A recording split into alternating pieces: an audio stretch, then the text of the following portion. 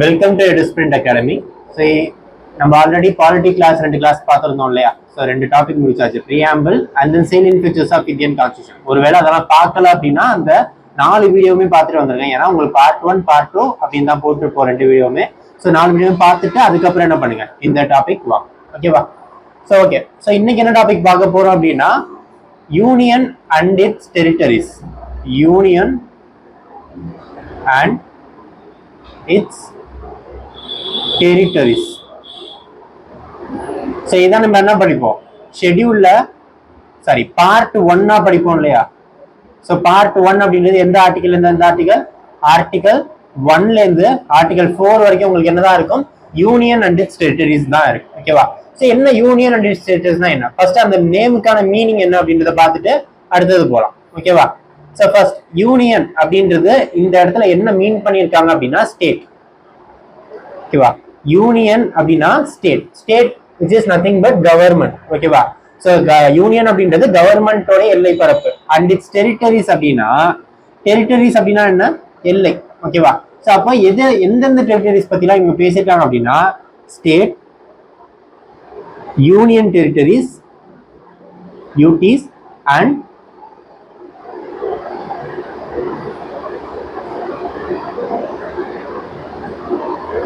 territories will be acquired in future.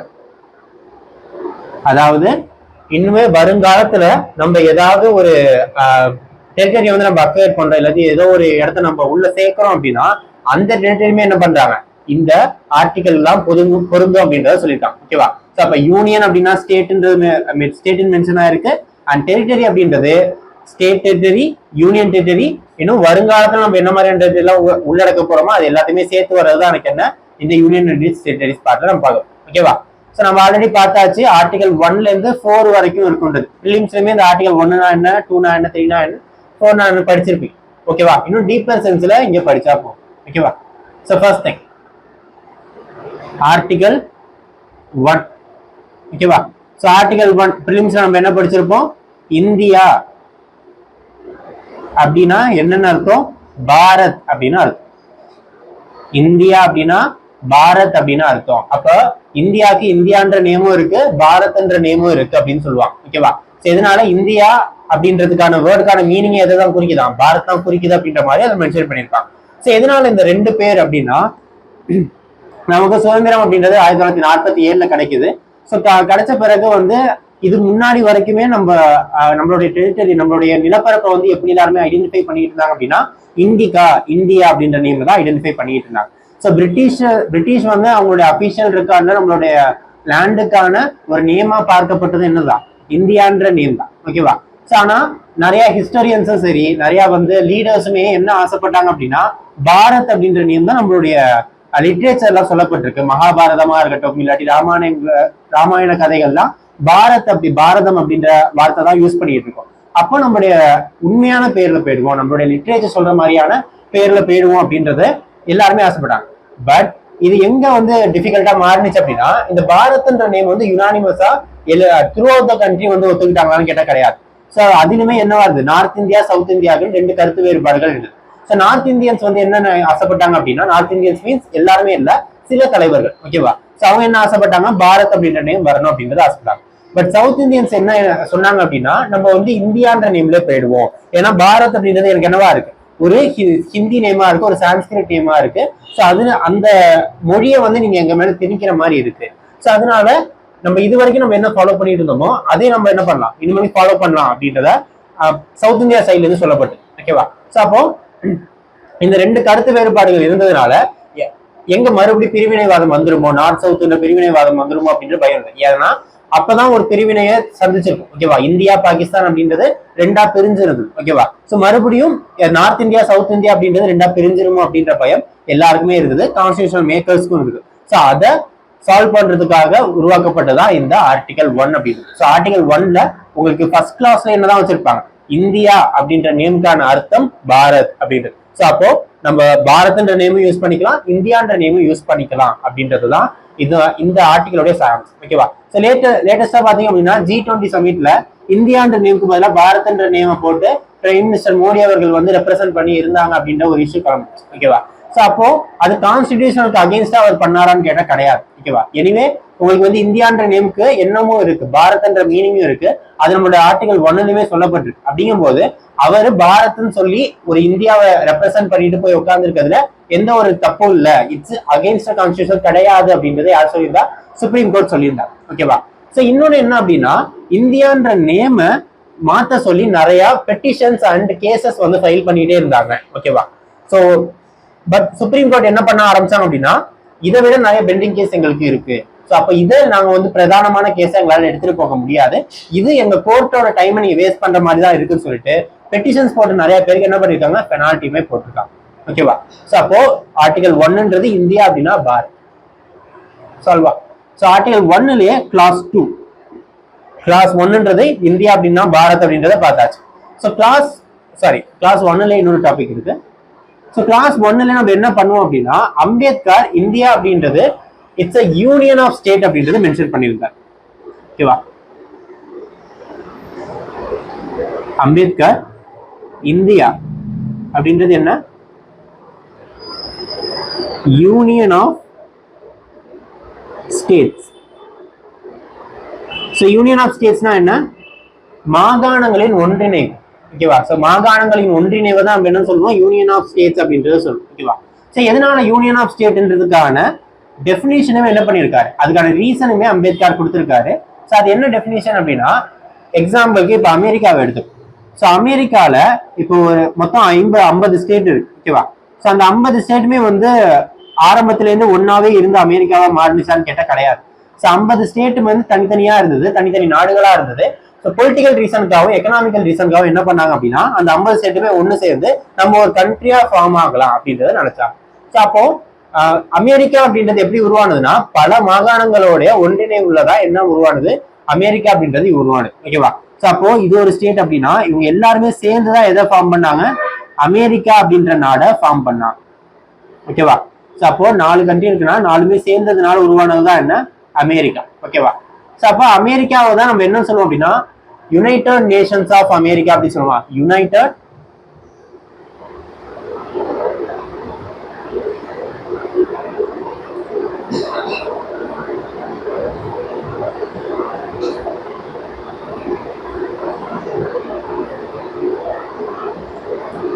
United Nations of America. Sorry, United States of America.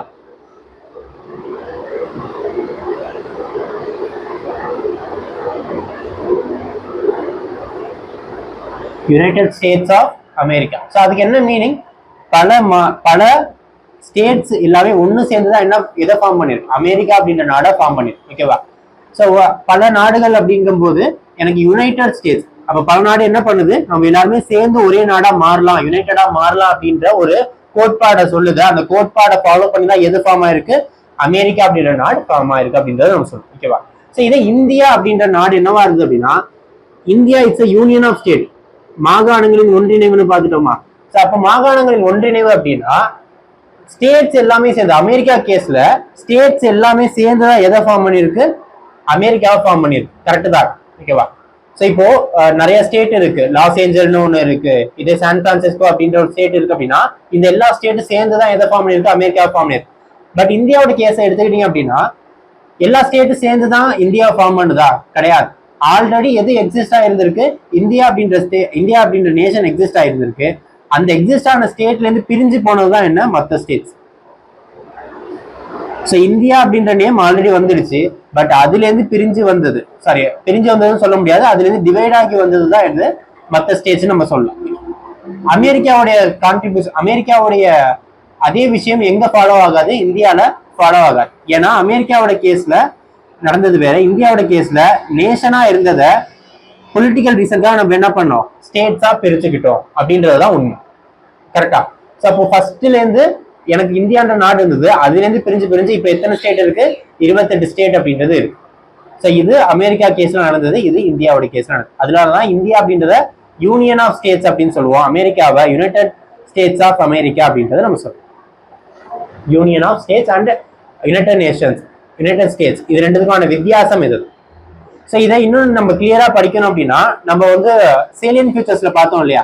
So salient ஃபியூச்சர்ஸ்ல என்ன பார்த்தோம், federal and unitary characteristics அப்படின்னு பார்த்தோம் இல்லையா. So ரெண்டு விதமான வித்தியாசம் சொல்லியிருப்பேன். சென்டர் வந்து ஸ்ட்ராங்கா இருந்ததுன்னா அது யூனிட்டரி அப்படின்னு சொல்லியிருந்திருப்பேன். இதே ஸ்டேட் சென்ட்ரல் அண்ட் ஸ்டேட்டுக்கு வந்து ரெண்டு பேருக்குமே டிவிஷன் ஆஃப் பவர் இருந்தது அப்படின்னா அது என்னவா இருந்திருக்கும், உங்களுக்கு ஃபெடரேஷன் ஆஃப் இருந்திருக்கும். ஓகேவா. ஸோ அப்போ யூனிட்டரி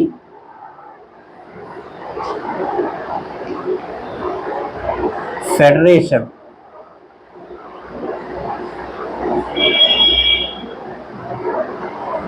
கான்ஃபெடரேஷன், இந்த மூணுத்துக்குமான வித்தியாசம் உங்களுக்கு தெரிஞ்சிருக்கும். ஸோ ஃபர்ஸ்ட் யூனிட்டரி அப்படின்றது ஒற்றை ஆச்சுன்னு சொன்னோம் இல்லையா. ஸோ அப்போ இதுல என்ன இருக்கும், சென்டர் ஸ்ட்ராங்கா இருப்பாங்க. சென்ட்ரல் கவர்மெண்ட் என்ன இருக்கும், ஸ்ட்ராங்கா இருக்கும். அப்ப அவங்க எடுக்கிறது தான் முடிவா இருக்கும். கரெக்டா. இது எந்த மாதிரியான நாடுகள்லாம் இருக்கும் அப்படின்னா ரொம்ப சர்வாதிகாரம் நிறைந்த நாடுகளா இருக்கலாம், இல்லாட்டி சைனா மாதிரியான ஒன்றிணைந்த நாடுகளா இருக்கும். ஓகேவா. ஸோ இதே ஃபெடரேஷன் அப்படிங்கும்போது நம்ம என்ன சொல்லுவோம், கூட்டாட்சி. சென்ட்ரல் கவர்மெண்ட்டும் இருக்கும், ஸ்டேட் கவர்மெண்ட்டும் இருக்கும். இவங்க ரெண்டு பேருமே சேர்ந்து செயல்படுறதா என்ன, ஃபெடரேஷனா இருக்கும். இதே கான்ஃபெடரேஷன் அப்படின்னா என்னன்னா, ஃபார் எக்ஸாம்பிள் இப்போ நிறைய கண்ட்ரிஸ் இருக்கு. இந்த நிறைய கண்ட்ரிஸ் எல்லாமே சேர்ந்து ஒரே சேம் பிளாட்ஃபார்முக்கு வரலாம்னு நினைக்கிறாங்க. ஆனா எல்லாமே வரணும் அப்படின்றது கட்டாயமாக்கப்பட்டுதான் கேட்டா கிடையாது, கட்டாயமாக்கப்படல. அப்ப அவங்களுடைய வாலண்டரி பேசிஸ்ல என்ன பண்றாங்க, அவங்க அதுக்குள்ள வராங்க. அவங்க நினைச்சா எப்ப வேணாலும் அதை விட்டு வெளில போய்க்கலாம். அப்படின்றதுதான் கான்ஃபெடரேஷன். கான்ஃபெடரேஷன் அப்படின்றது எல்லாருமே சேர்ந்துதான் செயல்பட போறோம். ஆனா கட்டாயப்படுத்தி செயல்பட வைக்க போறோமான்னு கேட்ட கிடையாது. விருப்பம் இருந்தா வந்துக்கலாம், விருப்பம் இல்லைன்னா வெளில போய்க்கலாம் அப்படின்ற மாதிரியான இருக்கிறதா கான்ஃபெடரேஷன் அப்படின்னு சொல்லுவோம். ஸோ இது எந்த மாதிரியான விஷயங்கள்னா, யுனைடெட் நேஷன், யூஎன் இருக்கு இல்லையா. So UNO, United nation organisation மாதிரியான அமைப்புகள்லாம் எந்த தத்துவத்துல ஒர்க் ஆகும் அப்படின்னா கான்ஃபெடரேஷன் தத்துவத்துல ஒர்க் ஆகும். ஸோ இந்த மூணுமே சேர்ந்தது தான். ஸோ இதுல நம்ம இந்தியா ஃபாலோ பண்றது என்ன ஃபாலோ பண்ணிட்டு இருக்கு, ஃபெடரேஷனை ஃபாலோ பண்ணிட்டு இருக்கு. ஸோ அதுதான் யூனியன் ஆஃப் ஸ்டேட்ஸ் அப்படின்னு. ஸோ இன்னொன்னு என்ன சொல்லுவாங்க அப்படின்னா, டிஸ்ட்ரக்டபிள்.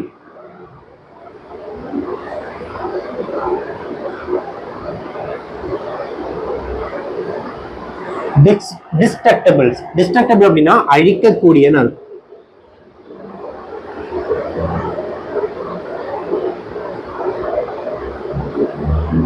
அழிக்கக்கூடிய இது என்ன சொல்றாங்கன்னா, அமெரிக்கா யுஎஸ்ஏ எடுத்துக்கிட்டீங்க அப்படின்னா டிஸ்ட்ரக்டபிள்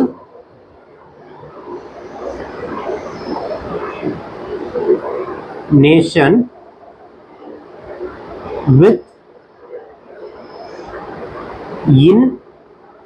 indestructible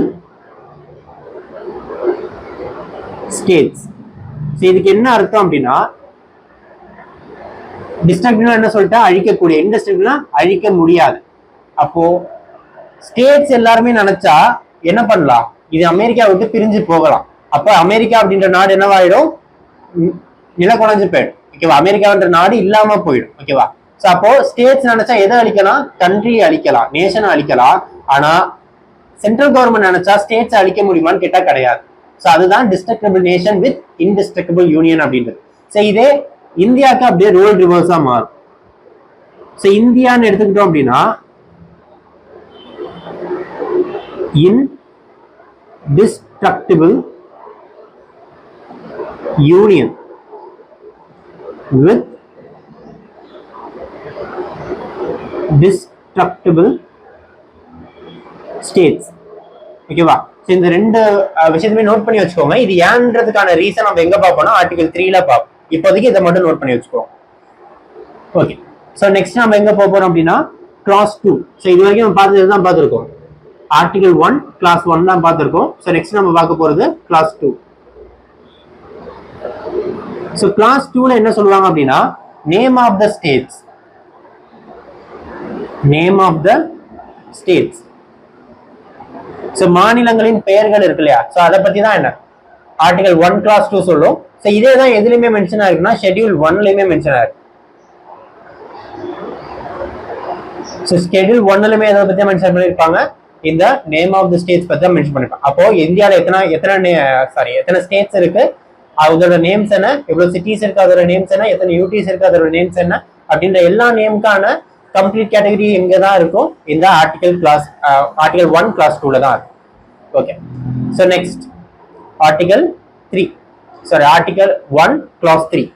ஸோ இதுல தான் நம்ம பார்த்தோம் இல்லையா, டெரிட்டரி அப்படின்றது எதை மென்ஷனா இருக்குன்னு சொல்லியிருக்கோம்? State, union territories and territory acquired in future. So இதுதான் ஆர்டிகல் 1 கிளாஸ் 3ல இருக்கும். ஸோ அப்போ டெரிட்டரி அப்படின்றது ஸ்டேட்ஸோட டெரிட்டரிஸ், யூனியன் டெரிட்டரிஸோட டெரிட்டரிஸ் அண்ட் தென் ஃபியூச்சரா நம்ம அக்வயர் பண்ண போற டெரிட்டரிஸ். இது மூணுமே சேர்த்தது தான் இந்தியாவோட டெரிட்டரியா இருக்க போகுது அப்படின்றத சொல்லியிருப்பான். Okay,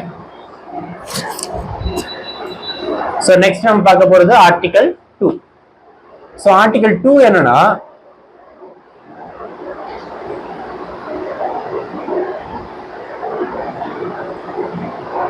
Article 2 is about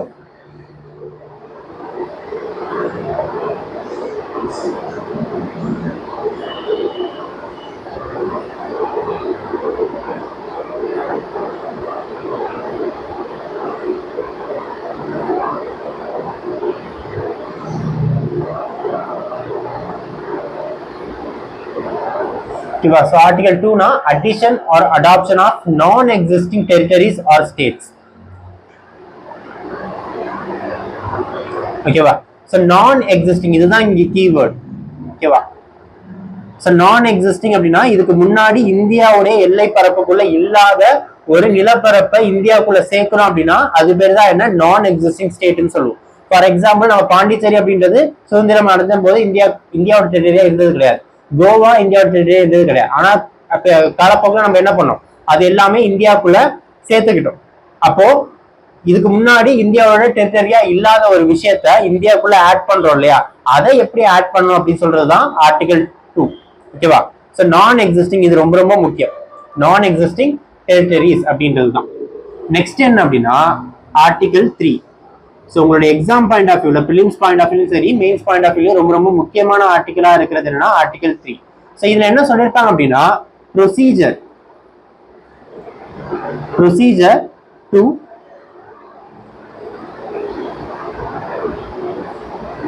alterate the territory of India.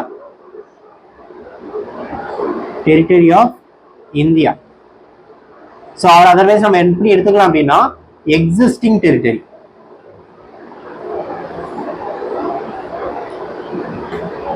So article 2 நம்ம என்னன்னு சொல்லியாச்சு? ஆர்டிகல் 2 இஸ் அபவுட் நான் எக்ஸிஸ்டிங். இதுக்கு முன்னாடி இந்தியா நிலப்பரப்புல கிடையாது, புதுசா அது இப்பதான் சேர்த்திருக்கும் அப்படின்றது ஆர்டிகல் 2. இதே ஆர்டிகல் 3ன்றது இதுக்கு முன்னாடி இந்தியாவோட நிலப்பரப்புல தான் இருக்கு. அது நம்மளுடைய வசதிக்கு ஏற்ப நம்ம என்ன பண்ணிக்கிறோம்?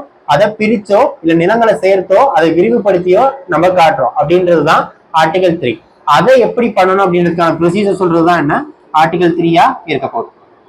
ஓகேவா? சரி, ஸோ இதுக்கு வந்து நிறைய எக்ஸாம்பிள்ஸ் நீங்களே பார்த்துருப்பீங்க. ரீசெண்டா ஜம்மு அண்ட் காஷ்மீர் பிரிச்சதா இருக்கட்டும், இதுக்கு முன்னாடி வந்து ஆந்திர பிரதேச பிரிச்சு தெலுங்கானா அண்ட் ஆந்திர பிரதேசா மாத்தினதா இருக்கட்டும், ஈவன் தமிழ்நாடு கூட இதுக்கு முன்னாடி எவ்வளவா இருந்தது, ஆந்திர பிரதேஷ் எல்லா மாநிலங்களுமே உட்படுத்தின ஒரு நாடா தான் இருந்தது. ஸோ அதை என்ன பண்ணாங்க? 4 ஸ்டேட்டா தனியா பிரிச்சாங்க இல்லையா? ஸோ இது எல்லாமே எந்த ஆர்டிகல் கீழே தான் பண்ணியிருப்பாங்க? ஆர்டிகல் 3 கீழே தான் பண்ணியிருப்பாங்க. ரைட்டா? ஓகே, ஸோ இப்போ என்ன பண்ண போறோம் அப்படின்னா procedure to alterate the territories.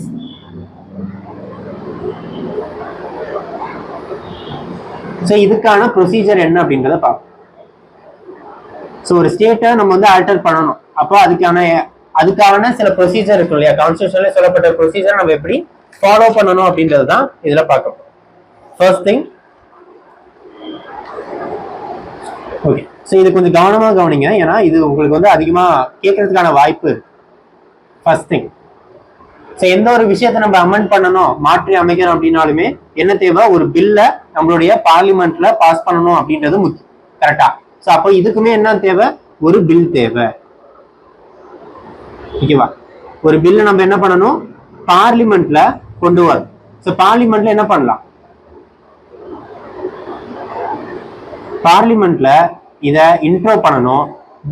Either in Lok Sabha or Rajya Sabha, ஏதாவது ஒரு சபால நம்ம என்ன பண்ணலாம்? இந்த பில்லை இன்ட்ரடியூஸ் பண்ணலாம். விச் மீன்ஸ் இப்ப நான் தமிழ்நாடு ரெண்டா பிரிக்க போறேன், நார்த் தமிழ்நாடு சவுத் தமிழ்நாடுன்னு பிரிக்க போறேன் அப்படின்னா ஃபர்ஸ்ட் நான் என்ன பண்ணணும், நான் நார்த் தமிழ்நாடு சவுத் தமிழ்நாடுன்னு பிரிக்க போறேன், எப்படி பிரிக்க போறேன், எந்த எல்லைகளோட பிரிக்க போறேன் அப்படின்ற எல்லா டீடைல்ஸோட அந்த பில்லை நான் என்ன பண்றேன், இப்ப பார்லிமெண்ட்ல இன்ட்ரோடியூஸ் பண்றேன். பார்லிமெண்ட்ல இன்ட்ரோடியூஸ் பண்ண பிறகு இவங்க என்ன பண்ணணும் அப்படின்னா அந்த பில்ல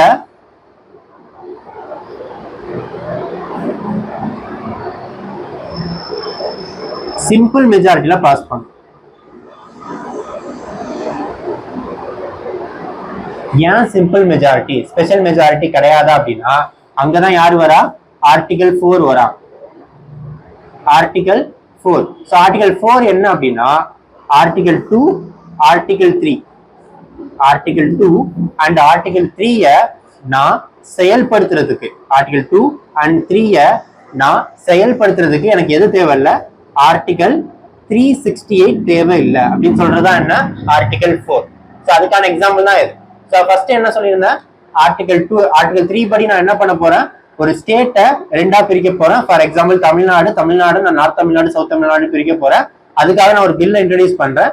பில்லை இன்ட்ரோடியூஸ் பண்ண பிறகு அவங்க என்ன பண்ணணும், அதை சிம்பிள் மெஜாரிட்டியில பண்ணணும். ஏன் நான் சிம்பிள் மெஜாரிட்டியில பண்ணணும்னு சொல்றேன் அப்படின்னா எனக்கு ஆர்டிகல் 4ல அதான் சொல்லியிருக்காங்க, ஒரு ஸ்டேட்டை அதாவது ஆர்டிகல் 2லயும் 3லயும் சொல்லப்பட்டிருக்க விஷயத்த நான் இப்ப செயல்படுத்தணும் அப்படின்னா எனக்கு என்ன தேவையில்லை, ஆர்டிகல் 368 தேவையில்லைன்னு சொல்லியிருக்காங்க. ஆர்டிகல் 368 என்ன சார் சொல்லியிருக்கு, article 368 about amendment of the கான்ஸ்டிடியூஷனா, amendment of the constitution. So அமெண்ட்மெண்ட்னா என்ன, நம்மளுடைய அரசியலமைப்பை எப்படி திருத்தி அமைக்கணும், ஏதாவது ஒரு விஷயத்தை திருத்தி அமைக்கணும் அப்படின்னா நமக்கு என்ன தேவைன்னு சொல்லியிருப்பாங்க, ஸ்பெஷல் மெஜாரிட்டி தேவைன்னு சொல்லியிருப்பாங்கன்னா ஸ்பெஷல் மெஜாரிட்டி தேவைன்னு சொல்லியிருப்பாங்க. அப்போ எனக்கு ஆர்டிகல் 368 தேவையில்லைன்னா எனக்கு என்ன அர்த்தம், எனக்கு ஸ்பெஷல் மெஜாரிட்டி தேவையில்லை, சிம்பிள் மெஜாரிட்டியே போதுமானதுன்னு அர்த்தம். புரியுதா? அப்போ நான் ஒரு ஸ்டேட்டை நான் மாற்றி அமைக்கணும்னா ஒரு பில் இன்ட்ரடியூஸ் பண்றேன், பார்லிமெண்ட் இந்த பில்ல போது எனக்கு எந்த மெஜாரிட்டியில பாஸ் ஆயிருக்கணும், எங்க இன்ட்ரடியூஸ் ஆயிருக்கும், லோக்சபா இன்ட்ரடியூஸ் ஆயிருந்ததுன்னா லோக்சபால சிம்பிள் மெஜாரிட்டியில பாஸ் ஆயிருக்கணும். அண்ட் தென் அது எங்க போகும், ராஜ்யசபாவுக்கு போகும்.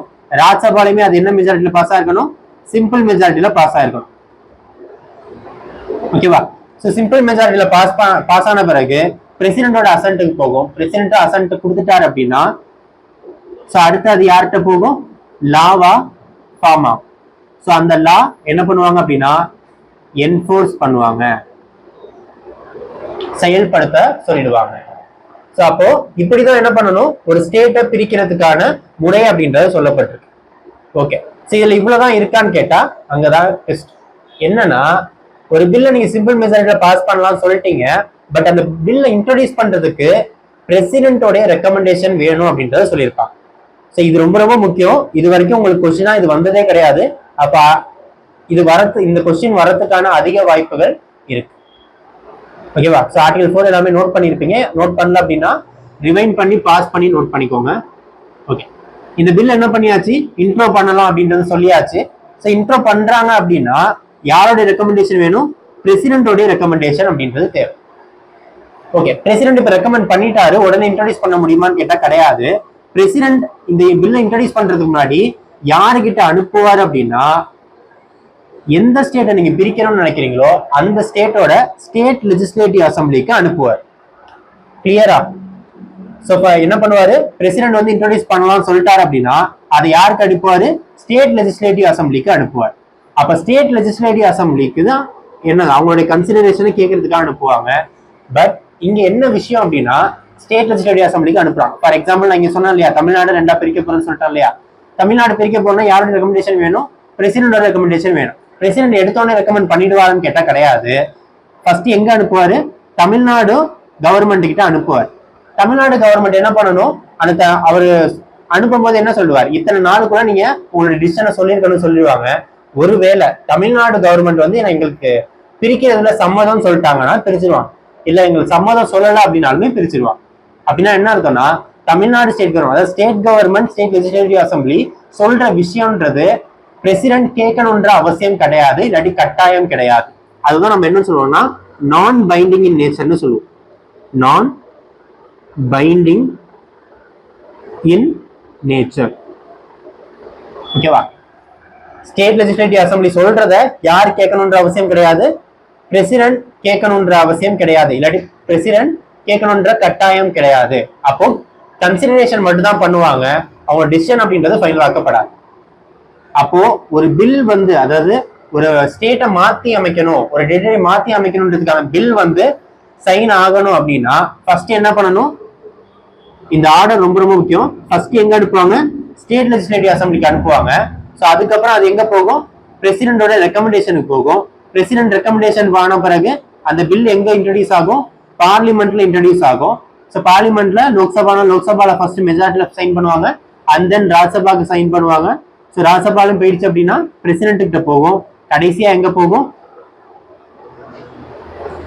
கடைசியா அது லாவா ஃபார்ம் ஆகும். ஸோ இதுதான் உங்களுக்கு என்ன, உங்களுக்கான procedure to alterate the territory of the state. So இதே ப்ரொசீஜர் தான் எதுக்கும் ஃபாலோ பண்ணுவாங்க அப்படின்னா, ஏதாவது ஒரு புது டெரிட்டரி இந்தியாவுக்குள்ள சேர்க்கறதுக்கு. ஸோ அதுக்கு எது தேவையில்லை அப்படின்னா ஸ்டேட்ஸ் கிட்ட பர்மிஷன் வாங்கணும்ன்ற தேவை. ஒருவேளை வேற ஏதோ ஸ்டேட்ல அவங்க வந்து இன்கார்பரேட் பண்றாங்கன்னா அதுக்கு தேவைப்படும். ஓகேவா? ஓகே. ஸோ இதுதான் உங்களுக்கான ப்ரொசீஜர் ஆர்டிகல் 2 and 3ல. ஸோ ஆர்டிகல் 4 கிளியர் தான்.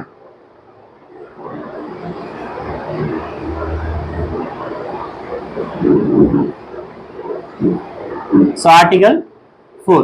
ஸோ ஆர்டிகல் 4ல என்ன சொல்லிட்டேன், ஆர்டிகல் 2வையும் 3ஐயும் செயல்படுத்த எனக்கு எது தேவையில்லை, ஆர்டிகல் 368 தேவையில்லை அப்படின்னு சொல்றதுதான். ஸோ இது ஆக்சுவலா எந்த கிளாஸ்ல வரும் அப்படின்னா கிளாஸ் 2ல வரும். ஆர்டிகல் 4 கிளாஸ் 2ல வரும். அப்ப 4 கிளாஸ் 1 என்ன அப்படின்னா, இப்போ நான் வந்து ஆர்டிகல் 4 வச்சு ஏதோ ஒரு விஷயத்தை செயல்படுத்துறேன், ஏதோ ஒரு விஷயத்தை மாற்றி அமைக்கிறேன் அப்படின்னா ஷெட்யூல்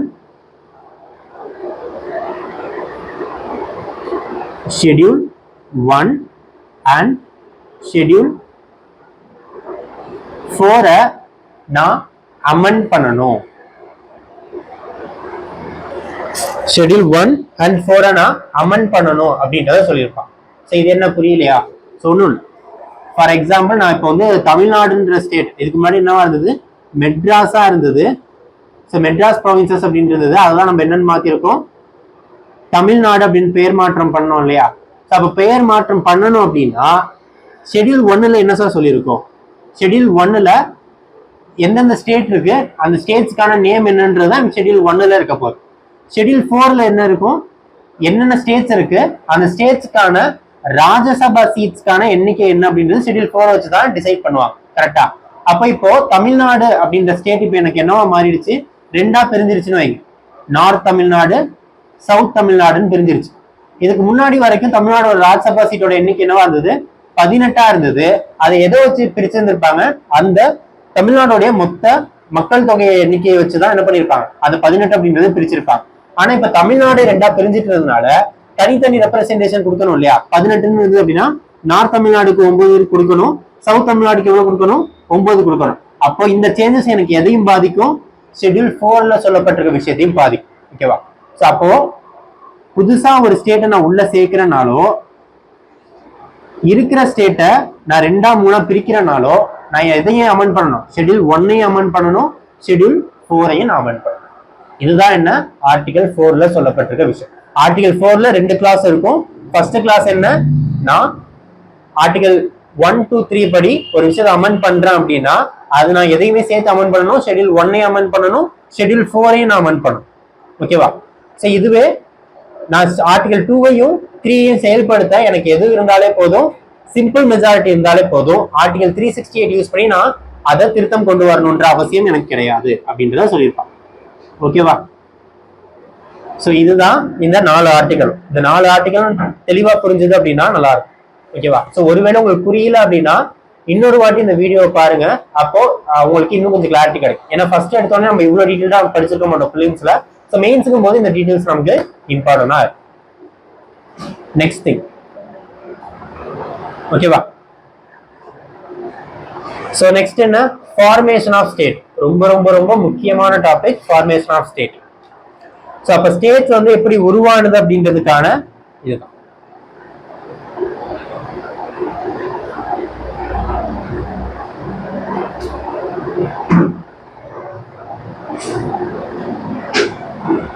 இந்தியா இண்டிபெண்டன்ட் ஆயிடுச்சு.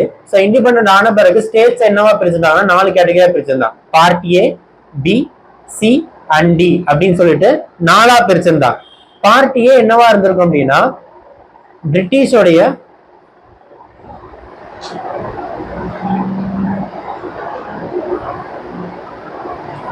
பிரிட்டிஷ் நேரடியா ஆட்சி செஞ்சுட்டு இருந்த பகுதி எதுல வச்சிருந்திருப்பாங்கன்னா பார்ட் ஏல வச்சிருந்திருப்பாங்க. பார்ட் பில பிரின்ஸ்லி ஸ்டேட்ஸ்.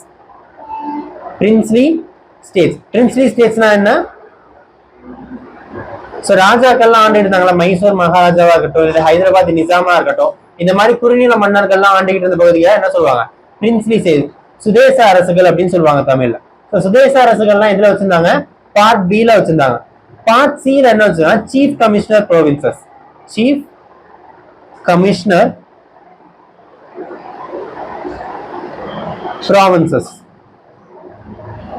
சீஃப் கமிஷனர் ப்ராவின்சஸ்னா ஒன்றும் இல்லை, இப்போ நம்ம யூனியன் டெரிட்டரி சொல்றோம் இல்லையா, பாண்டிச்சேரி எப்படி இருக்கு, அதுமாதிரி டெல்லி எப்படி இருக்கு. இந்த மாதிரியான யூனியன் டெரிட்டரிஸ் தான் என்ன சொல்லியிருப்பாங்க? சீஃப் கமிஷனர் ப்ராவின்சஸ் சொல்லியிருப்பாங்க. அதை எதுல வச்சிருந்திருப்பாங்கன்னா பார்ட் சில வச்சிருப்பாங்க. பார்ட் டில எது மட்டும் தான் இருந்ததுன்னா அந்தமான் அண்ட் நிக்கோபார் ஐலாண்ட் மட்டும்தான் எதுல இருந்தது? பார்ட் டில இருந்தது. இதுதான் என்னவா இருந்ததுன்னா 1947ல இருந்து 1950 வரைக்கும் நமக்கு இருந்த கேட்டகரி. இப்பதான் என்ன ஆகுது அப்படின்னா மொழிவாரி மாகாணங்கள் பிரியணும் அப்படின்ற ஒரு கோரிக்கை எழுது. இது பிரிலிம்ஸ்லயுமே நம்ம நிறைய படிச்சிருப்போம். இதுக்காக 3 கமிட்டிஸ் போட்டிருப்பாங்க. அந்த கமிட்டிஸ் பத்தியும் படிச்சிருப்பீங்க. 1947ல என்ன கமிட்டி போட்டிருப்பாங்க? எஸ்கே தார் கமிட்டி. மாகாணங்களை பிரிக்கணும்ன்றதுக்காக முதல்ல போடப்பட்ட கமிட்டி அது எஸ்கே தார். அதோட சேர்மனா தார் இருந்திருப்பாரு. அதனால அந்த கமிட்டிக்கு பேரு எஸ்கே தார் கமிட்டினே வச்சிருப்பாங்க. இவங்க என்ன சொல்லியிருப்பாங்க? மொழி வாரியா மாகாணங்களை பிரிக்கிறதுக்கு நோ சொல்லியிருப்பாங்க. மொழி வாரியா மாகாணங்கள் பிரிக்க கூடாது அப்படின்னு சொல்லியிருப்பாங்க. இது பிரிலிம்ஸ் அவையும் படிச்சிருப்பீங்க. பட் இவங்க எதெல்லாம் கன்சிடரேஷன்ல வச்சிருக்கணும் அப்படின்னு சொல்லியிருப்பாங்க அப்படின்னா ஜியோகிராபிக்கல் ஏரியா, ஜியோகிராபிக்கல் இம்பார்ட்டன்ஸ். புவியியல் சார்ந்து நமக்கு ஒரு விஷயம் வந்து கரெக்டா இருக்குங்கும் போது அதை நம்ம ரெண்டா பிரிச்சுட்டு இருக்க தேவையில்லை அப்படின்றத இவங்க சொல்லியிருப்பாங்க. Next financial self Reliance. ரொம்ப ரொம்ப முக்கியம். பினான்சியல் செல்ஃப் ரிலையன்ஸ், நிதி தற்சார்பு.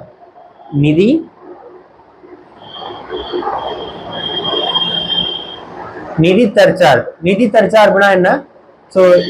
இப்ப தமிழ்நாடு இருக்குன்னா தமிழ்நாடுக்கு தேவையான நிதியை தமிழ்நாடுல இருந்தே உற்பத்தி செய்யறதுக்கான ஒரு விஷயம் தான் என்ன? நிதி தற்சார்பு அப்படின்றது. இப்போ நிறைய ராஜஸ்தான் மாதிரியான பகுதி வந்து டெசர்ட்டும் இருக்கும், அதே டயத்துல அங்க பலமான பகுதிகளும் இருக்கு. இப்ப ராஜஸ்தானை ரெண்டா பிரிக்கிறாங்க. டெசர்ட் ஏரியா இருக்கிறது மட்டும் ஒரு ஸ்டேட்டாவும், ராஜஸ்தான்ல ஆரவழி சைடு ரேஞ்சில் இருக்கிறது ஒரு பகுதியாகவும் பிரிக்கிறாங்க. அப்படின்னா எங்க செழுமை அதிகமா இருக்கும்? ஆரவழி மலைத்தொடர் பகுதியில இருக்கதான் செழுமை அதிகமா இருக்கும். அங்க இருக்க மக்களுடைய வாழ்வாதாரம் அப்படின்றது அதிகமா இருக்கும். இதை டெசர்ட்ல இருக்கிறவங்களுடைய வாழ்வாதாரம் அப்படின்றது ரொம்ப ரொம்ப கவனிக்கிடமா இருக்கும். அப்போ நிதி வந்து எங்க திரட்ட முடியும்? அதிகமா ஆரவழி பகுதியில் இருக்கிறது திரட்ட முடியும். அப்போ என்னால நிதி தற்சார்பு அடைய முடியும் அப்படின்னா நான் ரெண்டா பிரிக்கலாம். பட் முடியாதுங்கும் போது அதை நான் ரெண்டா பிரிச்சுட்டு தேவையில்லை அப்படின்றத இவங்க சொல்லியிருப்பாங்க. ஓகேவா? இதெல்லாம் ஒரு கேட்டகரியா வச்சுதான் என்ன பண்ணிருப்பாங்க? எஸ்கே தார் வந்து ரெக்கமெண்டேஷன் கொடுத்திருப்பாங்க. பட் இதை யாரும் ஏத்திருக்க மாட்டா, பெரும்பான்மையான ஏத்துக்க மாட்டாங்க. மோஸ்ட்லி சவுத் இந்தியன்ஸ் ஏத்திருக்க மாட்டாங்க. இதுக்கப்புறம் என்ன போடுவாங்க அப்படின்னா ஜேவிபி கமிட்டி. ஜேவிபினா என்னன்னு சொல்லுங்க? ஜவஹர்லால் நேரு, வல்லபாய் பட்டேல், பட்டாபி சீதாராமையா. இவங்களை வச்சு ஒரு கமிட்டி போடுவாங்க. இவங்களுமே என்ன சொல்லுவாங்க? நோ அப்படின்றத சொல்லுவாங்க. அப்போ அகைன் இவங்க என்னெல்லாம் சொன்னாங்களோ அதே தான். அட்மினிஸ்ட்ரேஷன் ரீசனுக்காக பிரிக்கலாம், ஜியோகிராபிக்கல் ஏரியாவாக பிரிக்கலாம். பட் மொழியை அடிப்படையா வச்சு நம்ம பிரிக்க கூடாது அப்படின்றதும் இவங்க சொல்லியிருப்பாங்க. அகைன் இதுவுமே பெரிய சர்ச்சையா மாறும். ஏன்னா பெரிய பெரிய தலைவர்களே இந்த விஷயத்துக்கு வந்து நோ சொன்னதுனால நிறைய போராட்டங்கள் அப்படின்றது வெளிக்கும். முக்கியமா எங்க ஆரம்பிக்கும் அப்படின்னா ஆந்திர பிரதேஷ் பகுதியில. ஓகேவா? தமிழ்நாடுல இருந்து ஆந்திரா அப்படின்ற தெலுங்கு பேசுறவங்க எல்லாமே தனியா போகணும் அப்படின்றத விரும்புவாங்க. அதுக்காக பொட்டி ஸ்ரீராமுலு அப்படின்றவங்க ஹங்கர் ஸ்ட்ரைக் இருந்து உயிரை விட்டுருப்பார். இதுவுமே பிரிலிம்ஸ்ல நீங்க அந்த கண்ணன் கண்டிப்பா படிச்சிருப்பீங்க. ஓகேவா? இதுக்காக போடப்பட்டதுதான். 1953ல என்ன ஆயிடும்? ஆந்திர பிரதேஷ் அப்படின்றது தமிழ்நாடு விட்டு பிரிஞ்சு போயிடும். 1954லயே பிரிஞ்சு போயிடும். போன பிறகு அதுதான் ஆந்திர பிரதேஷ் அப்படின்ற ஸ்டேட் தான் முதல்ல மொழிவாரியா பிரிக்கப்பட்ட முதல் மாகாணமா திகழும். ஓகேவா? இதுக்கப்புறம் தான் என்ன பண்ணுவாங்க? ஃபேசல் அலி கமிட்டி அப்படின்றத போடுவாங்க. ஃபேசல் அலி. இந்த ஃபேசல் அலி கமிட்டியில என்ன சொல்லியிருப்பாங்க அப்படின்னா மொழியை அடிப்படையா வச்சு நம்ம என்ன பண்ணலாம்? மாகாணங்களை பிரிக்கலாம் அப்படின்றத சொல்லியிருப்பாங்க. ஸோ இது கூடவே என்னெல்லாம் சொல்லியிருப்பாங்க அப்படின்னா economic, administration, cultural, unity and integrity, இதையும் அடிப்படையா வச்சு நம்ம பிரிக்கணும் அப்படின்னு சொல்லியிருக்காங்க. ஸோ லாங்குவேஜ் மட்டும் நீங்க பார்க்க கூடாது, எதுவுமே பார்க்கணும். எக்கனாமிக்கலா அவங்க இருக்காங்களா, அட்மினிஸ்ட்ரேஷன் கரெக்டா இருக்கா, கல்ச்சுரலா அவங்க வித்தியாசமா இருக்காங்களா, யூனிட்டி அண்ட் இன்டெகிரிட்டியோட இருக்காங்களா அப்படின்றதையும் பார்த்து நீங்க என்ன பண்ணுங்க, அந்த பிரிவினை அப்படின்றத கொண்டு வரலாம் அப்படின்றத சொல்லியிருப்பாங்க. ஸோ இதுதான், இதுபடிதான் என்ன நமக்கு வருது, ஃபர்ஸ்ட் ஸ்டேட் ரீஆர்கனைசேஷன் ஆக்ட் 1956 அப்படின்றது வருது. ஸோ இதுல நமக்கு வந்ததுதான் என்ன, ஸ்டேட் ரீஆர்கனைசேஷன் ஆக்ட்.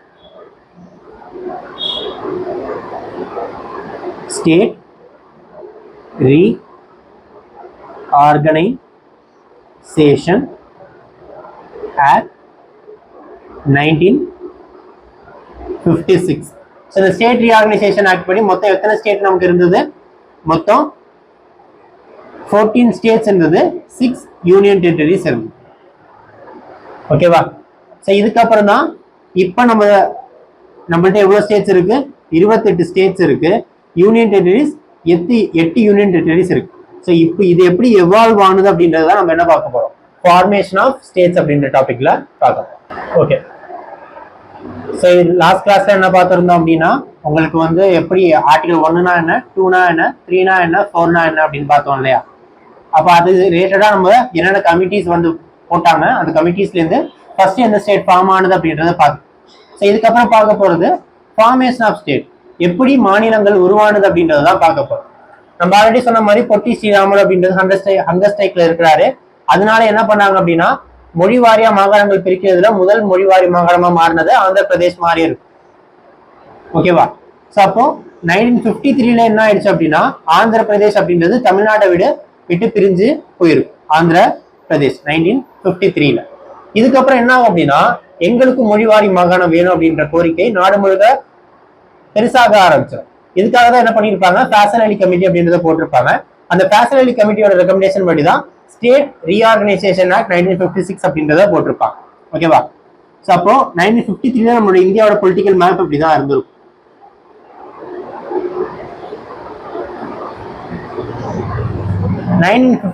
ல பாண்டிச்சேரி, மாஹே, யானம், காரைக்கால், சண்டிகர் இவங்க எல்லாருமே என்ன பண்ணிருப்பாங்கன்னா இந்தியன் யூனியனுக்குள்ள வந்திருப்பாங்க. ஸோ இப்போ உங்களுக்கு ஒரு டவுட் வரும், என்னன்னா பாண்டிச்சேரிக்கான ஆக்ட் நம்ம வந்து 1961ல தானே பார்த்திருப்போம். ஸோ நான் 14th கான்ஸ்டிடியூஷன் அமெண்ட்மெண்ட் ஆக்ட் அப்படின்றத 1961ல தானே பார்த்திருப்போம் அப்படின்னா, ஸோ இது ஆக்சுவலா இந்தியாவுக்குள்ள ஒன்னு சேர்ந்திருப்பாங்க. பட் அதுக்குன்னு தனியா ஒரு அட்மினிஸ்ட்ரேட்டிவ் பாடியை வந்து உருவாக்கியிருப்பாங்க கேட்ட கிடையாது. இந்தியாவுக்குள்ள வந்திருக்கும், பட் அதுக்கான எந்த ஒரு முன்னெடுப்புமே நடத்திருக்க மாட்டாங்க. அப்ப இந்தியாவோட டெரிட்டரியா ஜஸ்ட் எக்ஸிஸ்டா இருந்திருக்கும், அவ்வளவுதான். ஓகேவா? ஸோ அதுக்கப்புறமா அதுக்கு ஒரு அந்தஸ்து கொடுக்கறதே எப்பதான் கொடுத்திருப்பாங்க, 1961ல தான் கொடுத்திருப்பாங்க. ஸோ அதனாலதான் உங்களுக்கு என்ன 14th கான்ஸ்டிடியூஷன் அமெண்ட்மெண்ட் ஆக்ட் படிதான் பாண்டிச்சேரி உள்ள சேர்ந்துதான் வந்து அபிஷியலா டிக்ளேர் பண்ணியிருப்பாங்க. ஓகேவா? ஸோ நெக்ஸ்ட் என்ன 1954 and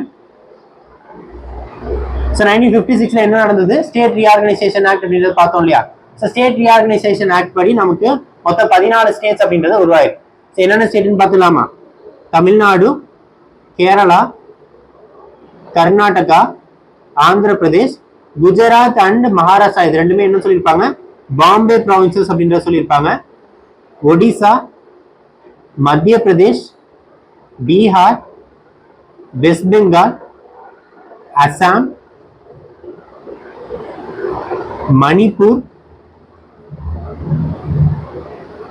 Tripura, Rajasthan, Uttar Pradesh or United Provinces, Punjab. இது என்ன சொல்லியிருப்பாங்கன்னா பெப்சுன்னு சொல்லியிருப்பாங்க. ஸோ ஏன் பெப்சுன்றதை எடுத்து பார்ப்போம். பெப்சு பகுதி அப்படின்னு சொல்லுவாங்க. இது இல்லாம ஜம்மு அண்ட் காஷ்மீர். ஓகேவா? ஸோ இதெல்லாம் மணிப்பூர் அப்படின்றது என்னவா இருந்திருக்குன்னா யூனியன் டெரிட்டரியா இருந்திருக்கும், திரிபுராவும் யூனியன் டெரிட்டரியா இருந்திருக்கும். ஓகேவா? ஸோ இதுதான் வந்து 1956ல இருந்த ஸ்டேட் ரீஆர்கனைசேஷன் படி வந்தது. ஓகே, ஸோ நெக்ஸ்ட் 1960ல எந்த மாதிரியான சேஞ்சஸ் இருக்கும். ஸோ 1960ல என்ன பண்ணுவாங்க அப்படின்னா பாம்பே நாங்க வந்து பிரிஞ்சு போறோம் அப்படின்ற சொல்லியிருப்பாங்க. அதுக்கு முன்னாடி 1957ல 1956க்கு அப்புறம் 1957ல என்ன ஆகும் அப்படின்னா நாகாலாந்து. இந்த நாகாலாந்து பகுதி இருக்கு இல்லையா, இது என்னன்னு சொல்லுவாங்கன்னா நாகா ஹில்ஸ் இருக்கிறது தான் இந்த நாகாலாந்துன்னு சொல்லுவாங்க. இந்த நாகா ஹில்ஸ்ல இருக்க மக்கள் எல்லாருமே நாங்க இந்தியாவை விட்டு பிரிஞ்சு போறோம் அப்படின்றத சொல்லுவாங்க. ஏன்னா அங்க இருக்கிறவங்க எல்லாமே பழங்குடியினர். அந்த பழங்குடியினரோட கலாச்சாரம் பாத்தீங்க அப்படின்னா மோஸ்ட்லி இந்தியா மாதிரியான கலாச்சாரத்தை அவங்க பின்பற்ற மாட்டாங்க. அவங்களுக்கு தனியா கலாச்சாரம் அப்படின்றது இருக்கும். அப்ப இன்னைக்கு வரைக்குமே நாகா பீப்புள் என்ன சொல்லியிருக்காங்கன்னா நான் இந்தியாவை விட்டு பிரிஞ்சு போறோம் அப்படின்ற இஷ்யூ தான் இருக்கு. இப்ப வரைக்குமே அதுதான் நிலைமையா இருக்கு. பட் இந்தியா அப்படின்றது நம்ம அந்த இடத்த விட்டோம் அப்படின்னா நம்மளுடைய பாதுகாப்புக்கு அச்சுறுத்தல் ஏற்படும் அப்படின்றது காரணத்துக்காக நம்ம என்ன பண்றோம், நாகாவை இன்னும் இழுத்து பிடிச்சிட்டு இருக்கோம். ஓகேவா? அப்ப நாகா பீப்புள் என்ன பண்றாங்க, எங்களுக்கு தனியா நாங்க பிரிஞ்சு போறோம் அப்படின்னு சொல்லுவாங்க. இதுக்காக என்ன பண்ணுவாங்கன்னா நாகா ஹில் அப்படின்றத நாகாலாண்டா மாற்றுவாங்க. நாகாலாந்து. நாகாலாந்து அப்படின்றது யூனியன் டெரிட்டரியா 1957ல மாத்திருப்பாங்க. யூனியன் டெரிட்டரியா எப்ப மாத்திருப்பாங்க, 1957ல மாத்திருப்பாங்க. ஓகேவா? இதுக்கப்புறம் தான் என்ன நடக்கும், குஜராத் அண்ட் மகாராஷ்டிரா அப்படின்றது 1960ல ஃபார்ம் ஆயிருக்கும். குஜராத் அண்ட் மகாராஷ்டிரா அப்படின்றது எப்ப ஃபார்ம் ஆயிருக்கும், 1960ல ஃபார்ம் ஆகும். ஓகேவா? நெக்ஸ்ட்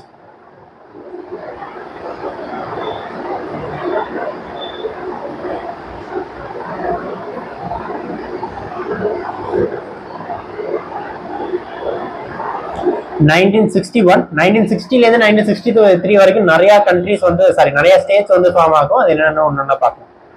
1961ல என்ன ஆகும் அப்படின்னா கோவா, தாத்ரா நகர் ஹவேலி, டாமன் டையூ இது இந்தியாவுடைய ஒரு பார்ட்டா மாறிடும். ஓகேவா? கோவா, தாத்ரா ஹவேலி, கோவா, டாமன் டையூ அண்ட் தாத்ரா நகர் ஹவேலி இது மூணு என்ன இருக்கும், இந்தியாவுடைய ஒரு பார்ட்டா மாறிடும்.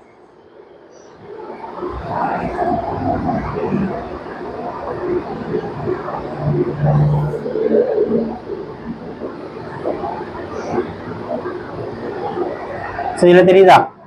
இதுல இந்த கோவான்ற பகுதி அப்படின்றது கோவா, இங்க தாத்ரா நாகர் ஹவேலி, டாமன் டையூ இது எல்லாமே வந்துடும். ஓகேவா? இதுல டாமன் டையூ, டாமன் அண்ட் டையூ இது ரெண்டுமே 10th கான்ஸ்டிடியூஷன் அமெண்ட்மெண்ட் ஆக்ட் கீழே வந்திருக்கும். கோவா, தாத்ரா நகர் ஹவேலி பாத்தீங்க அப்படின்னா 12th கான்ஸ்டிடியூஷன் அமெண்ட்மெண்ட் ஆக்ட்ல ஒரே இயர் தான். பட் அமெண்ட்மெண்ட் ஆக்ட் என்ன ரெண்டு. டாமன் டையூ அப்படின்றது 10th, 12th தான் என்ன கோவா, தாத்ரா நகர் ஹவேலி. ஓகேவா? Sorry,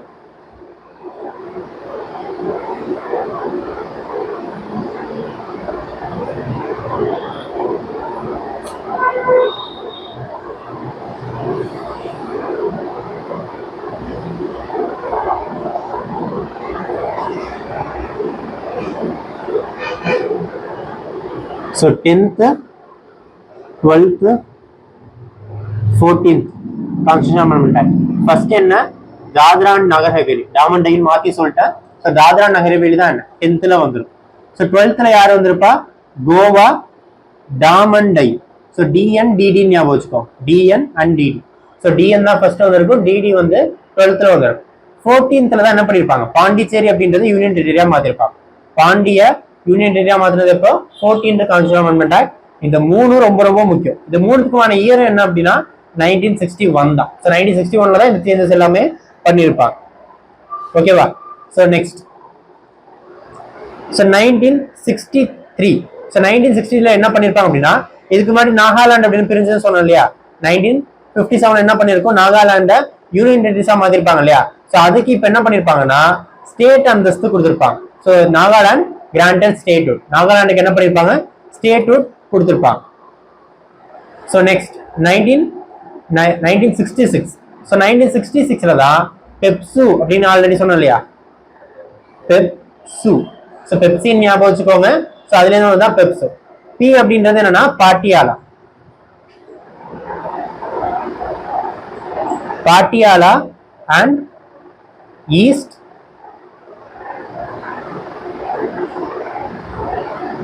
Punjab state union. PEPSU அப்படின்னா என்ன? Patiala and east Punjab state union, இது எல்லாருமே சேர்த்துதான் என்ன பெப்சு அப்படின்னு சொல்லுவாங்க. இதுக்கு முன்னாடி காட்டணும் இல்லையா? இந்த ரீஜன் என்ன சொல்லிட்டு இருந்தாங்கன்னா பெப்சு ரீஜியன் அப்படின்றத சொல்லுவாங்க. பட் இப்ப என்ன இருக்கு அப்படின்னா இவங்க அதாவது பஞ்சாப் பகுதி அப்படின்றது பஞ்சாபி ஸ்பீக்கிங் பீப்புள், ஹரியானா இருக்கிற பகுதி அப்படின்றது Delhi sorry Hindi speaking people. ஓகேவா? ஸோ அது மாதிரி ஹிமாச்சல் பிரதேஷ் அப்படின்றது மவுண்டெயின்ஸ்ல வாழ்றவங்கனால அங்க ட்ரைப்ஸ் அதிகமா இருப்பாங்க. அப்ப இவங்களுக்கான கலாச்சார டிஃபரன்ஸ் அப்படின்றது, கல்ச்சுரல் டிஃபரன்ஸ் அப்படின்றது அதிகமா இருக்கும். ஸோ இதனால என்ன இருக்கும் அப்படின்னா பஞ்சாப் தனியா, ஹரியானா தனியா, ஹிமாச்சல் பிரதேஷ் தனியா பிரிஞ்சிருக்கும். ஸோ இது கூடவே யாரும் பிரிஞ்சிருப்பாங்க அப்படின்னா சண்டிகர். ஸோ சண்டிகர் யூடியுமே இதோட சேர்ந்தே பிரிஞ்சிருக்கும். அப்ப பெப்சு அப்படின்றது என்னவா பிரிஞ்சிருக்கும்? பஞ்சாப், ஹரியானா, ஹிமாச்சல் பிரதேஷ், சண்டிகரா பிரிஞ்சிருக்கும். எப்ப? 1966ல இது பிரிஞ்சிருக்கும். நெக்ஸ்ட் 1972. 1972ல என்ன நடக்கும் அப்படின்னா நார்த் ஈஸ்ட் ப்ராவின்சஸ்ல மிகப்பெரிய மாற்றங்கள் எல்லாமே இந்த 1972ல தான் நடந்திருக்கும்.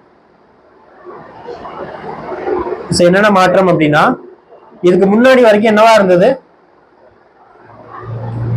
இந்த பகுதி எல்லாமே என்னவா இருந்தது? அசாம் பகுதியா இருந்ததா? இதுல இந்த நாகாலாந்து அப்படின்றது பிரிஞ்சிருச்சு. பாக்கி எல்லாமே என்னவா இருந்தது? அசாம் பகுதியா தான் இருந்தது. கரெக்டா? இந்த ஷேட் பண்ணிருக்க ஏரியா எல்லாமே அசாம் பகுதியா இருந்தது. இதுக்கு முன்னாடி திரிபுரா இருந்தது. திரிபுரா, இது மணிப்பூர், இது என்னவா இருந்தது? நாகாலாண்டா இருந்தது. பாக்கி எல்லாமே அசாம் பகுதியா தான் இருந்தது. இப்போ இந்த டயத்துல என்ன நடக்கும் அப்படின்னா 1972ல என்ன நடக்கும் அப்படின்னா அசாம் கொஞ்சம் கொஞ்சமா பிரியும், தனித்தனியும் ஸ்டேட்ஸா பிரியும். ஃபர்ஸ்ட் என்ன? இது அருணாச்சல் பிரதேஷ். அருணாச்சல் பிரதேஷ். அருணாச்சல் பிரதேஷ் ஃபர்ஸ்ட் என்னன்னு சொல்லியிருப்பாங்க அப்படின்னா நார்த் ஈஸ்டர்ன் ஃப்ரான்டியர் தான் சொல்லியிருப்பாங்க. North East Frontier Agency. North East Frontier Agency தான் என்ன சொல்லியிருப்பாங்க? அருணாச்சல் பிரதேஷ் சொல்லியிருப்பாங்க. அதுக்கப்புறம் தான் இது என்னவா இருந்ததுன்னா யூடியா இருந்தது. அதுக்கப்புறம் ஸ்டேட் விட்டா மாத்தின பிறகு அது பேர் என்னவா மாத்திருப்பாங்க? அருணாச்சல் பிரதேஷ் அப்படின்றத மாத்திருப்பாங்க. ஓகேவா? நெக்ஸ்ட் இது அசாம் பகுதி தான். இது அசாம் அப்படியே ரிட்டைன் ஆகும். நெக்ஸ்ட் பாத்தீங்கன்னா இந்த ஏரியா என்ன? மிசோரம். மிசோரம். இந்த ஏரியா மேகாலயா. ஓகேவா? அப்ப அசாம்ல இருந்து என்னெல்லாம் பிரிஞ்சிருக்கும்? அசாம்ல இருந்து அருணாச்சல் பிரதேஷ், மிசோரம், மேகாலயா, இது நாலுமே பிரிஞ்சு போயிரும். ஓகேவா? இதுல மிசோரம் அண்ட் மேகாலயாவே என்னவா பிரிச்சிருப்பாங்க? யூனியன் டெரிட்டரிஸ்ல தான் பிரிச்சிருப்பாங்க. பிற்காலத்துல என்ன பண்ணுவாங்க? அதை ஸ்டேட் விட்டுக்கு மாத்துப்பாங்க. இதுக்கு முன்னாடி எதெல்லாம் ஸ்டேட்டா இருந்தது? திரிபுராவும் மணிப்பூரும் ஸ்டேட்டா, சாரி திரிபுரா மிசோரமும் மணிப்பூர் ஸ்டேட்டா இருந்ததா? சாரி யூனியன் டெரிட்டரிஸா இருந்ததா? அது என்ன மாத்திருப்பாங்கன்னா ஸ்டேட்டா மாத்திருப்பாங்க. இதுக்கு முன்னாடி எதை மாத்திருப்பாங்க? நாகாலாண்ட இது எல்லாத்துக்கும் முன்னாடியே ஸ்டேட்டா மாத்திருப்பாங்க. ஓகேவா? இதுதான் நார்த் ஈஸ்ட்ல நடந்திருக்கும். நார்த் ஈஸ்ட்ல 1972ல இது எல்லாமே தான் நடந்திருக்கும். நெக்ஸ்ட் 1975 ரொம்ப ரொம்ப ரொம்ப ரொம்ப முக்கியமான ஒரு இயர். ஏன் அப்படின்னா சிக்கிம் அப்படின்ற ஸ்டேட் நம்ம இப்ப எல்லாருக்குமே தெரியும். கரெக்டா? அந்த சிக்கிம்ன்ற ஸ்டேட் இனிஷியலா நம்ம இந்தியாவிலே கிடையாது. அதை தனியா ஒரு ராஜா தான் ஆண்டுகிட்டு இருந்தாரு. பட் இந்தியா சிக்கிம்க்கு என்ன பண்ணும் அப்படின்னா அதிக சப்போர்ட் கொடுக்கும். எதனால சப்போர்ட் கொடுத்துட்டு இருந்தோம் அப்படின்னா இந்த பகுதி இருக்கு இல்லையா? இது என்னன்னு சொல்லுவாங்க அப்படின்னா சிக்கன் நெக் ஏரியான்னு சொல்லுவாங்க. Chicken neck area.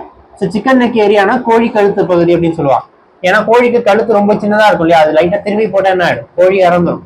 அதே மாதிரிதான் இந்தியாவுக்கு இந்த பகுதி அப்படின்றது. இந்தியாவுக்கு இந்த பகுதி இதுக்கு முன்னாடி என்ன கிடையாது? இந்தியாவோட டெரிட்டரியில கிடையாது. அப்படிங்கும் போது சைனாவோட இன்ஃபுளுன்ஸ் எது மேல இருந்திருக்கலாம்? சிக்கிம் மேல இருந்து. சைனா நினைச்சாங்க அப்படின்னா இந்த ஏரியாவை கட் ஆஃப் பண்ணா போதும். இந்த ஏரியாவை கட் ஆஃப் பண்ணா இந்த ஃபுல் டெரிட்டரியுமே யார் கையில போயிடும்? சைனாவோட கையில போயிடும். அதனாலேயே இந்த செக்யூரிட்டி ஃபோர்ஸ் அப்படின்றது இன்னைக்கு வரைக்குமே இந்த ஏரியால அதிகப்படுத்தி தான் வச்சிருப்பாங்க. ஏன்னா அந்த ஏரியா அப்படின்றது ஸ்ட்ராட்டஜிக்கலா ரொம்ப ரொம்ப இம்பார்ட்டன்டான ஏரியா. நம்ம அந்த ஏரியாவுக்கு மேலதான் என்ன இருக்கு? சிக்கிம் பகுதி அப்படின்றது இருக்கு. சிக்கிம் இனிஷியலா நம்ம இந்தியாவில கிடையாது அப்படின்னாலுமே சிக்கிமுக்கு தேவையான சப்போர்ட் எல்லாருமே யாரும் இங்கிருந்து போயிட்டு இருந்தது, இந்தியாட்ட இருந்து போயிட்டு இருந்தது. பட் அங்க இருந்து மன்னர் சரியா ஆட்சி செய்யாததுனால அங்க இருக்க மக்கள் எல்லாருமே இந்தியாவோட சேரணும் அப்படின்றத நினைப்பாங்க. ஸோ இதுக்காக என்ன பண்ணுவாங்க அப்படின்னா பிளெம்பிசிட். பிளெம்பிசிட் அப்படின்னா என்னன்னா வாக்கெடுப்பு. ஓகேவா? சோ வாக்கெடுப்பு அப்படின்றத நடத்துவாங்க. சோ வாக்கெடுப்புல என்ன சொல்லுவாங்க அப்படின்னா இந்தியாவோட நாங்க சேர விரும்புறோம் அப்படின்றத யார் சொல்லியிருப்பா? அங்க இருக்க மக்கள் வந்து சொல்லுவாங்க. சோ இதனால 35வது கான்ஸ்டியூஷன் அமெண்ட்மெண்ட் ஆக்ட் படி என்ன பண்ணுவாங்கன்னா சிக்கிம அசோசியேட் ஸ்டேட்டா சேர்ப்பாங்க. Associate state. ஸோ அசோசியேட் ஸ்டேட்னா என்னன்னா மற்ற ஸ்டேட் மாதிரி இது கிடையாது. மற்ற ஸ்டேட் மாதிரி இது கிடையாதுனாலும் சில விஷயங்கள் இதுக்கு பொருந்தும், சில விஷயங்கள் வந்து இவங்களுக்கு தனியாவே செயல்படும் அப்படின்றது அசோசியேட் ஸ்டேட். ஸோ பட் பெரும்பான்மையானவர்கள் வந்து இந்தியாவோட ஃபுல் ஃபிளெஜ்டா சேரணும்னு விரும்புனதுனால 36th அமெண்ட்மெண்ட் ஆக்ட்ல என்ன பண்ணுவாங்க? 36th கான்ஸ்டியூஷன் அமெண்ட்மெண்ட் ஆக்ட்ல இதை ஃபுல் ஃபிளெஜ்டு ஸ்டேட்டா மாத்துவாங்க. ஃபுல் ஃபிளெஜ்டு ஸ்டேட்டா சிக்கிம மாத்திருவாங்க. அப்ப 35, 36ன்றது ரொம்ப ரொம்ப முக்கியம். ஓகேவா? நெக்ஸ்ட் 2000 அகைன் 2000 ரொம்ப ரொம்ப இம்பார்ட்டன்ட். இது எப்படி கேட்பாங்க அப்படின்னா 2000ல எந்தெந்த ஸ்டேட் எங்கெங்க இருந்து பிரிஞ்சு போனுச்சு அப்படின்னு கேட்பாங்க. ஸோ ஃபர்ஸ்ட் என்ன? இந்த ஏரியா ஹிமாச்சல் பிரதேஷ், இந்த ஏரியா என்ன ஜார்க்கண்ட், இந்த ஏரியா சத்தீஸ்கர். கரெக்டா? ஸோ ஹிமாச்சல் பிரதேஷ்ன்றது எங்கேருந்து பிரிஞ்சு போயிருக்கும்? உத்தரப்பிரதேஷ்ல இருந்து ஹிமாச்சல் பிரதேஷ் பிரிஞ்சு போயிருக்கும். பீகார்ல இருந்து யார் பிரிஞ்சு போயிருப்பா? ஜார்க்கண்ட் பீகார்ல இருந்து பிரிஞ்சு போயிருப்பாங்க. மத்திய பிரதேஷ்ல இருந்து யார் பிரிஞ்சு போயிருப்பா? சத்தீஸ்கர் மத்திய பிரதேஷ்ல இருந்து பிரிஞ்சு போயிருக்கும். ஸோ இது எப்ப? 2000 இந்த இயரோட கேட்பாங்க, ஞாபகம் வச்சுக்கோங்க. 14th நிறைய பேருக்கு தெரிஞ்ச ஒரு விஷயம், தெலுங்கானா ஆக்ட் அப்படின்றது 2013ல ஃபார்ம் பண்ணி 14ல என்ன பண்ணிருப்பாங்க? ஆந்திர பிரதேஷ் அண்ட் தெலுங்கானா அப்படின்றத பிரிச்சிருப்பாங்க. ஸோ இதுக்கு முன்னாடி பார்த்தோம் இல்லையா, தமிழ்நாடுல இருந்து எதுனால ஆந்திர பிரதேஷ் பிரிஞ்சு போனாங்க? தெலுங்கு பீப்புள் எல்லாருமே தனியா போன பிரிஞ்சு போயிருப்பாங்க. பட் ஹைதராபாத் அண்ட் தெலுங்கானா இது ரெண்டுமே அவங்க தெலுங்கு பீப்புள் தானே அப்படின்னு கேட்டா, பட் கல்ச்சுரலா பாத்தீங்க அப்படின்னா ஹைதராபாத்துக்கு ஒரு கல்ச்சர் இருக்கும், ஆந்திர பிரதேஷ்க்கு ஒரு கல்ச்சர் இருக்கும். ஸோ அப்படின்றதுனால அந்த கல்ச்சரல் டிஃபரன்ஸ்னால என்ன பண்ணிருப்பாங்க? 2014ல ஆந்திர பிரதேஷ் அண்ட் தெலுங்கானா அப்படின்றது ரெண்டா பிரிஞ்சிருக்கு. நெக்ஸ்ட் 2019 நிறைய பேர் யோசிச்ச ஒரு விஷயம் என்ன அப்படின்னா ஜம்மு அண்ட் காஷ்மீர் ரெண்டா பிரிஞ்சதுதான். ஓகேவா? ஆக்சுவலா ஜம்மு அண்ட் காஷ்மீர் இந்த ஏரியா மட்டும் தான் ஜம்மு அண்ட் காஷ்மீர், தப்பா இருக்கு மேப்ல பாத்துக்கோங்க. ஓகேவா? இந்த ஏரியா ஃபுல்லாவே என்னவா இருக்கு? லடாக். இந்த ஏரியா ஃபுல்லா ஜம்மு அண்ட் காஷ்மீர். ஓகேவா? இதுக்கு முன்னாடி ஜம்மு அண்ட் காஷ்மீர் என்னவா இருந்தது? ஸ்டேட்டா இருந்தது. ஸோ அது என்னவா பிரிச்சிருக்காங்க? 2 யூனியன் டெரிட்டரிஸா பிரிச்சிருக்காங்க. ஸோ அதுல ஒன்னு ஜம்மு அண்ட் காஷ்மீர் அண்ட் இன்னொன்னு என்ன? லடாக். இந்த ரெண்டுல ஜம்மு அண்ட் காஷ்மீருக்கு எது இருக்கு? லெஜிஸ்லேட்டிவ் அசம்பிளி உண்டு. யாரு கிடையாது? லடாக் லெஜிஸ்லேட்டிவ் அசம்பிளி கிடையாது.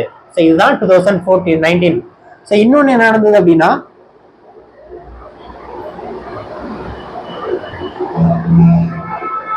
இங்க இருந்த டாமன் டையூ இருக்கு இல்லையா, 2020ல என்ன பண்ணாங்க அப்படின்னா டாமன் டையூ, தாத்ரா அண்ட் நாகர் ஹவேலி. இது ஒரு யூனியன் டெரிட்டரியா இருந்தது, இது ஒரு யூனியன் டெரிட்டரியா இருந்தது. இது ரெண்டுத்தையும் என்ன பண்ணாங்க? மெர்ஜ் பண்ணிட்டாங்க. இது எப்ப நடந்தது? 2020ல இந்த மெர்ஜ் அப்படின்றத பண்ணிருப்பாங்க. ஓகேவா? இது வரைக்கும் கிளியரா இருக்கா? இப்படிதான் நமக்கு இப்போதைக்கு எத்தனை ஸ்டேட் இருக்கு? 28 ஸ்டேட் இருக்கு, 8 யூனியன் டெரிட்டரிஸ் அப்படின்றது இருக்கு. ஓகேவா? இது கூட நம்ம என்ன பார்க்கணும் அப்படின்னா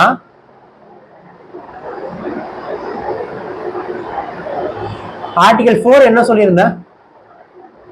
ஆர்டிகல் 4ன்றது ஏதோ ஒரு விஷயத்தை திருத்தம் கொண்டு வரீங்க, அதாவது ஒரு ஸ்டேட்டை ரெண்டா பிரிக்க போறீங்க அப்படின்னா ஷெட்யூல் 1 and 4ல அமெண்ட்மெண்ட் கொண்டு வரணும். ஷெட்யூல் 1 and 4ல என்ன பண்ணணும்? அமெண்ட்மெண்ட் அப்படின்றத கொண்டு வரும். ரெண்டாவது என்ன? ஆர்டிகல் 368 படி நான் என்ன பண்ண தேவையில்லை? ஸ்பெஷல் மெஜாரிட்டில அதை பாஸ் பண்ண தேவையில்லை, சிம்பிள் மெஜாரிட்டியே போதும்.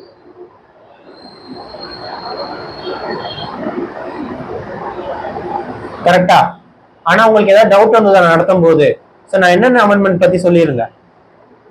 10th, 12th, 14th, 35th, 36th இந்த 5 அமெண்ட்மெண்ட்டுமே எதை பத்தி தான் சொல்லுது?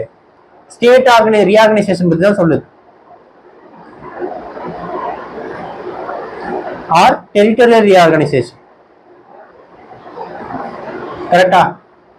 சோ நம்ம ஆர்டிகல் 4 படி தான் நமக்கு அமெண்ட்மெண்ட் தான் தேவை இல்லையா? அப்புறம் நம்ம அமெண்ட் பண்ணி இதை பண்ணியிருக்கோம். யாருக்காவது டவுட் வந்ததா? ஸோ வந்திருந்தது அப்படின்னா நீங்க கிளீனா வாட்ச் பண்ணிட்டு இருக்கீங்கன்னு அர்த்தம். வரலன்னா ஏன் வரலன்னு உங்களையே நீங்க கேட்டுக்கோ. ஓகேவா? ஸோ ஃபர்ஸ்ட் என்னன்னா 10th amendment act.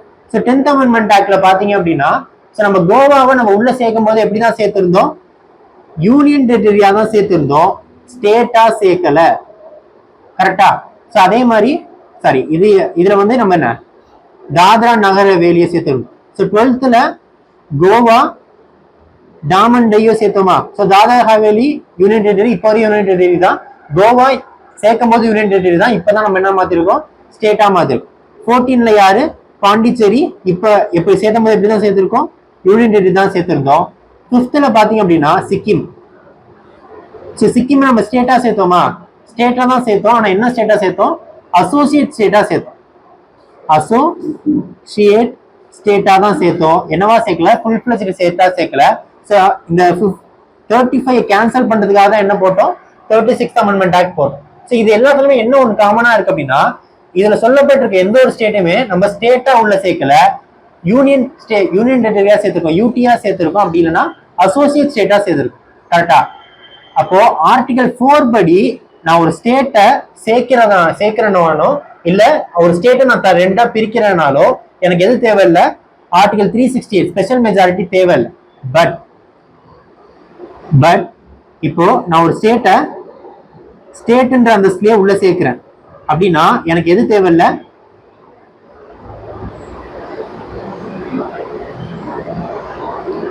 Special majority தேவையில்லை. ஆனா இப்போ இது இந்தியா. ஓகேவா? சோ இந்தியால இருக்கிற ஒரு பகுதியை, ஒரு ஸ்டேட்டை, தமிழ்நாட நான் என்ன பண்ண போறேன்? நார்த் சவுத் ரெண்டா பிரிக்கிறேன். ஓகேவா? சாரி. சோ இதுக்கு எனக்கு என்ன தேவையில்ல?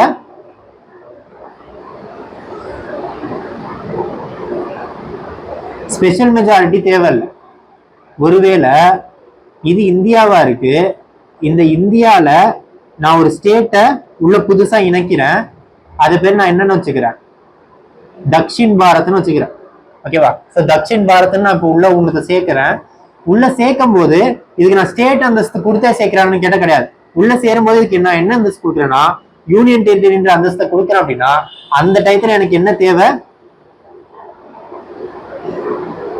ஸ்பெஷல் மெஜாரிட்டி தேவை. which means ஆர்டிகல் 368 நான் யூஸ் பண்ணி தான் என்ன பண்ணணும்? அதை நான் உள்ள சேர்க்கணும். இதுதான் எந்தெந்த கேட்டகரி நடந்தது? 10th constitution amendment act, 12th, 14th, 35, 36 இந்த 5 அமெண்ட்மெண்ட் ஆக்ட்லயும் நடந்த விஷயம் இதுதான். ஏன்னா எனக்கு தாத்ரா நகர் ஹவேலின்றது என்னவா தான் சேர்த்தேன்? யூனியன் டெரிட்டரியா தான் நான் சேர்த்திருக்கேன். கோவாவை நான் என்னதான் சேர்த்திருக்கேன்? சேர்க்கும் போது யூனியன் டெரிட்டரி தான் சேர்த்திருக்கேன். பாண்டியையும் நான் யூனியன் டெரிட்டரி தான் சேர்த்திருக்கேன். சிக்கிமை நான் அசோசியேட் ஸ்டேட்டா சேர்த்திருக்கேன். ஸோ இது எல்லாமே நான் சேர்க்கும் போது எதுவாக தான் சேர்த்திருக்கேன்? யூனியன் டெரிட்டரியா தான் சேர்த்திருக்கேன். அப்படின்றதுனால நான் எதை யூஸ் பண்ணி ஆகணும்? ஆர்டிகல் 368 யூஸ் பண்ணி, ஸ்பெஷல் மெஜாரிட்டி யூஸ் பண்ணி தான் நான் இதை கொண்டு வந்திருக்கணும். ஓகேவா? ஸோ இது உங்களுக்கு ஸ்டேட்மெண்டா கேட்கறதுக்கான அதிக வாய்ப்பு இருக்கு. அப்படி இல்லைன்னா எதனால இந்த அமெண்ட்மெண்ட்டை நம்ம கொண்டு வந்தோம் அப்படின்னு டேரக்ட் கொஸ்டினா கூட உங்களுக்கு. ஓகேவா? ஸோ இவ்வளவுதான் யூனியன் டெரிட்டரிஸ் அப்படின்றது. அந்த யூனியன் டெரிட்டரிஸ்ல உங்களுக்கு ஏதாவது டவுட்ஸ் இருந்தது அப்படின்னா கமெண்ட்ல போஸ்ட் பண்ணுங்க. நெக்ஸ்ட் வீடியோல அந்த டவுட்டை நான் கிளாரிஃபை பண்ணேன். ஓகேவா? ஸோ கண்டிப்பா இந்த சீரீஸ் அப்படின்றது உங்களுக்கு யூஸ்ஃபுல்லா இருக்கும்னு நினைக்கிறேன்.